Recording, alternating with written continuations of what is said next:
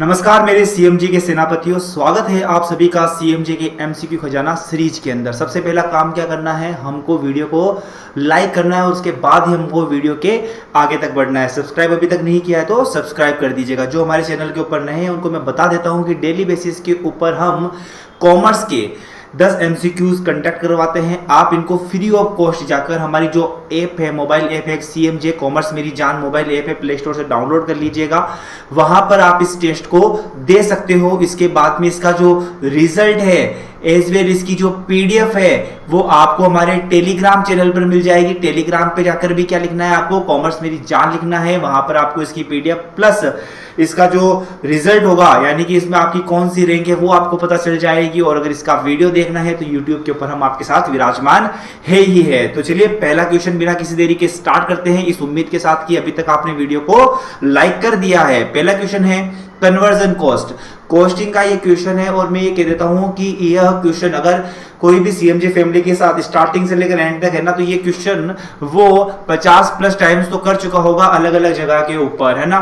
Conversion cost काफी important question होता है कि कन्वर्जन कॉस्ट का मतलब क्या होता है। कन्वर्जन कॉस्ट के अंदर पहली बात सबसे इंपॉर्टेंट होती है कि सर जी डायरेक्ट जो मटेरियल होता है वो शामिल नहीं होता है। सबसे इंपॉर्टेंट बात इसकी यही होती है। तो जहां पर भी डायरेक्ट मटेरियल है, प्राइम कॉस्ट में भी डायरेक्ट मटेरियल है तो उसको काट दो। उसके बाद में इसमें डायरेक्ट वेजेस शामिल होते हैं, डायरेक्ट एक्सपेंसेस शामिल होते हैं जो कि इसमें शामिल नहीं है ए वाले में, और फैक्ट्री ओवरहेड शामिल होते हैं।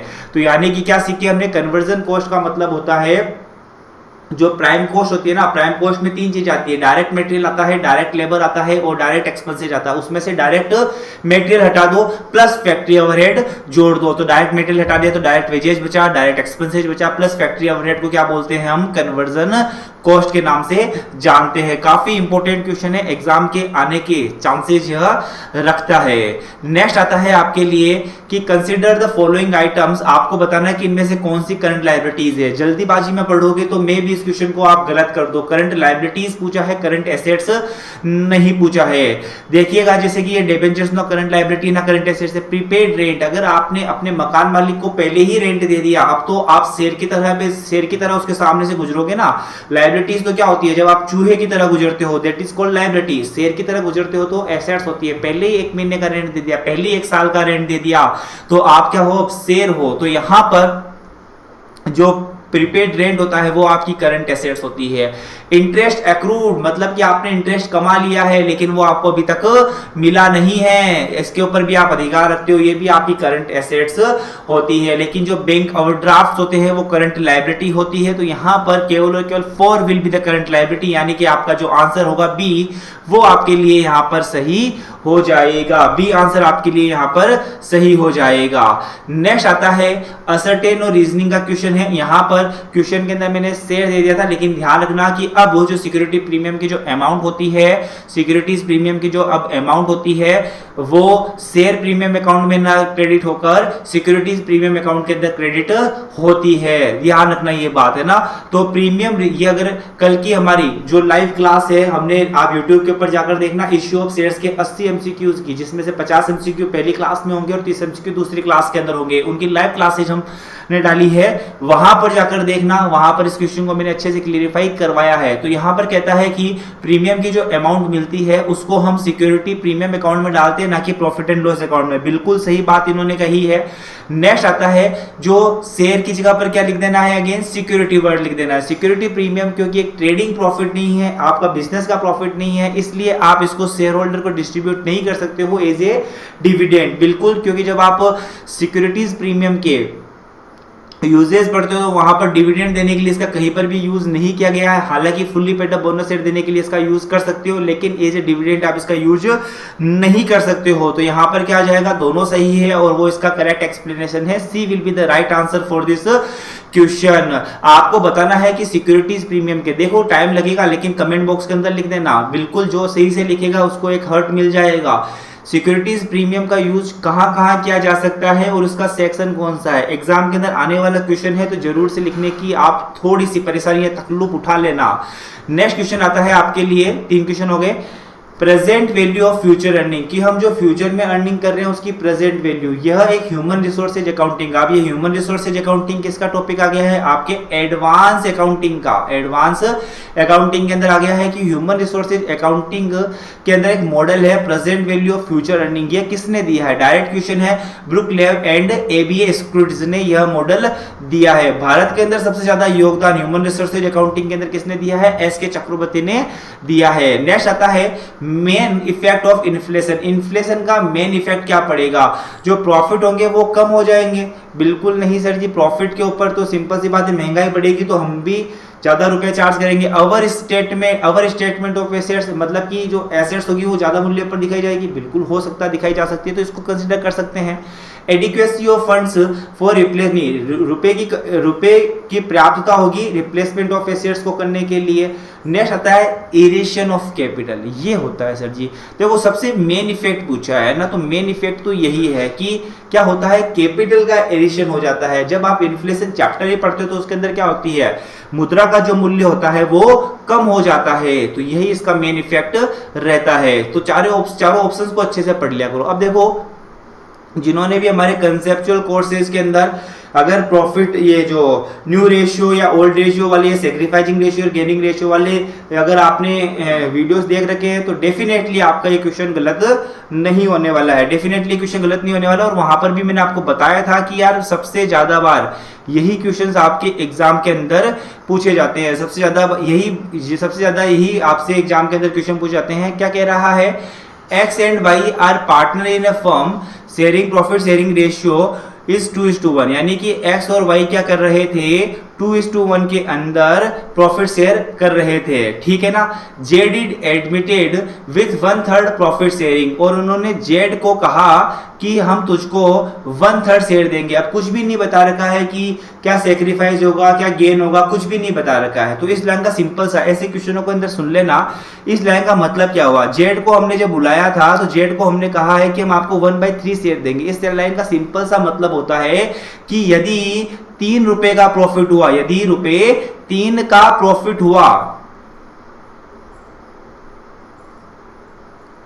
यदि रुपए 3 का प्रॉफिट हुआ तो हम 1 रुपया किसको दे देंगे? जेड को दे देंगे। ये इसका मतलब हुआ।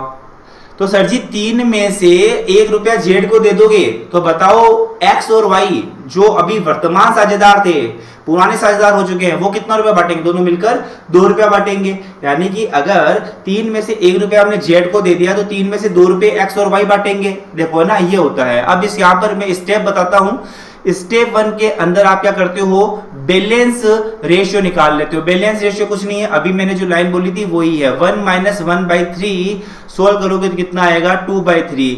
सेकेंड स्टेप के अंदर आप इस बैलेंस रेशियो को एक्स वाई और जेड के अंदर डिस्ट्रीब्यूट कर देते हो। एक्स का ओल्ड रेशियो क्या है? 2:3 मल्टीप्लाई बाई 2/3, तो कितना आ जाएगा? 4/9। नेक्स्ट आता है y का कितना था? 1/3 मल्टीप्लाई बाई 1/3, तो क्या आ जाएगा? 1/9। y का कितना था? हाँ सॉरी, आप 2/3, ओके हाँ, तो 2/9। और z का तो नया वाला ही लेंगे 1/3, लेकिन क्योंकि नीचे वाला डिनोमिनेटर बराबर करने के लिए इसको नीचे 3 से मल्टीप्लाई करना पड़ेगा, नीचे 9 लाने के लिए, क्योंकि जब नीचे 3 से मल्टीप्लाई किया है 9 लाने के लिए तो ऊपर भी 3 से ही मल्टीप्लाई करना पड़ेगा। तो यहां पर रेशियो आ चुका है 4:2:3। C will be the answer for this question. C will be the answer for this question. Next आता है identify the true statement of the following. इनमें से सबसे सही स्टेटमेंट पहचानना है। बैलेंस शीट जो होती है वो बिजनेस के पॉइंट ऑफ व्यू से बनाई जाती है, ना कि ओनर्स के पॉइंट ऑफ व्यू से। फाइनेंशियल रिलेशनशिप होता है बिजनेस का to the owners is shown in the balance sheet. Financial relationship जो होता है बिजनेस का to its owner it's show in the balance sheet. Simple सी बात दिखाया जाता है ना कैपिटल्स वगैरह की, बिजनेस जो ओनर है उसकी कितनी कैपिटल्स वगैरह है वहां पर, लेकिन जो बैलेंस शीट बनाई जाती है वो ओनर के पॉइंट ऑफ व्यू से नहीं बनी जाती है, वो बिजनेस के पॉइंट ऑफ व्यू से बनाई जाती है कि बिजनेस के पास कितनी एसेट्स और बिजनेस के पास कितनी लायबिलिटीज है। इसी वजह से जो ओनर की खुद की जो रुपया लगाता है उसको भी लायबिलिटी साइड के अंदर एज ए कैपिटल दिखाते हैं। Balance sheet always related to a period of time, नहीं सर जी बताया हुआ है, बैलेंस शीट होती है वो एक पीरियड ऑफ टाइम के लिए नहीं होती है, जबकि बैलेंस शीट होती है वो एक पॉइंट ऑफ टाइम के लिए होती है। पीरियड ऑफ टाइम के लिए तो ट्रेडिंग अकाउंट और P&L अकाउंट होते हैं, इसीलिए जब बैलेंस शीट बनाई जाती है तब साथ में आप एज ऑन या एज एट जैसे शब्दों का यूज करते हो। तो यानी कि तीसरा तो सही नहीं है, तो जहां पर भी तीसरा है उसको काटो, यहां काटा, यहां काटा, यहां काटा, एक ही आंसर रहेगा। इनमें से कौन सा स्टेटमेंट सही है? कैपिटल एक्सपेंडिचर और रेवेन्यू एक्सपेंडिचर। कैपिटल एक्सपेंडिचर जो होते हैं वो आपकी प्रॉफिटेबिलिटी में इनडायरेक्ट तरीके से कंट्रीब्यूट करते हैं, जबकि रेवेन्यू एक्सपेंडिचर जो होते हैं वो आपके प्रॉफिट्स में डायरेक्टली कंट्रीब्यूट करते हैं। अब सिंपल सी बात है, एसेट्स तो डायरेक्टली तो प्रॉफिट नहीं कमा सकती है, मशीन जो है मशीन प्रोडक्शन करेगी, उस प्रोडक्ट को बेचोगे तब जाकर प्रॉफिट कमाओगे, मतलब इनडायरेक्टली वो क्या कर रही है, कंट्रीब्यूट कर रही है। बिल्डिंग है, बिल्डिंग डायरेक्टली तो प्रॉफिट नहीं कमा रही है, लेकिन अगर आपके पास बिल्डिंग ही नहीं होगी तो बिजनेस का करोगे तो इनडायरेक्टली वो प्रॉफिट कमाकर दे रही होती है। नेक्स्ट आता है व्हाट डज ए हाई पे आउट रेशियो इंडिकेट्स। हाई पे आउट रेशियो का मतलब क्या हुआ कि कंपनी अपने पास तो कम प्रॉफिट रख रही है और जितना भी कमा रही है वो अपने मेंबर्स को या अपने शेयर होल्डर्स को या अपने ओनर्स को या इन्वेस्टर्स को दे देती है। तो यहां पर क्या आ जाएगा, B will be the answer. Management is not plugging back enough profit. Next आता है, यहां पर इस तरह का क्वेश्चन एग्जाम के अंदर बहुत बार पूछा जाता है, जहां पर आपको मैन्युफैक्चरिंग कॉस्ट निकालने के लिए कहता है, मैन्युफैक्चरिंग कॉस्ट कहते हो या फिर जो माल बेचा उसकी कॉस्ट कह दो, ठीक है ना। तो सिंपल सी बात है, मैन्युफैक्चरिंग कॉस्ट के अंदर क्या होता है, प्रॉफिट नहीं जुड़ा होता है। तो देखो ट्रेडिंग अकाउंट का फॉर्मूला बनाया हो ना, तो यहां पर आप ग्रॉस प्रॉफिट लिखते हो और यहां पर आप सेल्स लिख देते हो, यहां पर आप ग्रॉस प्रॉफिट लिखते हो और यहां पर आप सेल्स लिख देते हो। क्यों लिख देते हो? क्योंकि इस सेल्स के अंदर ये ग्रॉस प्रॉफिट इंक्लूड होता है। क्यों लिख देते हो? क्योंकि इस सेल्स के अंदर यह ग्रॉस प्रॉफिट इंक्लूड होता है। मैं यहां पर ग्रॉस प्रॉफिट ही नहीं लिखूंगा तो वहां पर सेल्स तो लिख ही नहीं सकता हूं, तो वहां पर मैं क्या लिख दूंगा, सिंपल सी बात है, सेल्स में से प्रॉफिट हटा दोगे तो क्या जाएगा, केवल कॉस्ट आ जाएगा ना। बिल्कुल सर जी, तो उसी कंसेप्ट के ऊपर आपको क्या करना है, क्वेश्चन तैयार करना है। ओपनिंग स्टॉक कितना है, 10,000।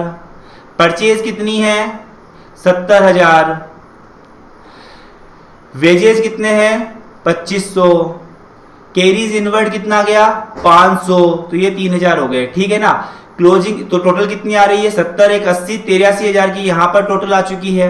बाई क्लोजिंग स्टॉक कितना है, 15,000। दोनों साइड की टोटल बराबर होनी चाहिए ना। देखो क्योंकि इधर मैंने ग्रॉस प्रॉफिट ही नहीं लिखा है, तो यहां पर क्या आएगा, केवल कॉस्ट ऑफ गुड्स सोल्ड या फिर मैन्युफैक्चरिंग कॉस्ट। तो इधर की भी टोटल कितनी आनी चाहिए, 83,000 आनी चाहिए।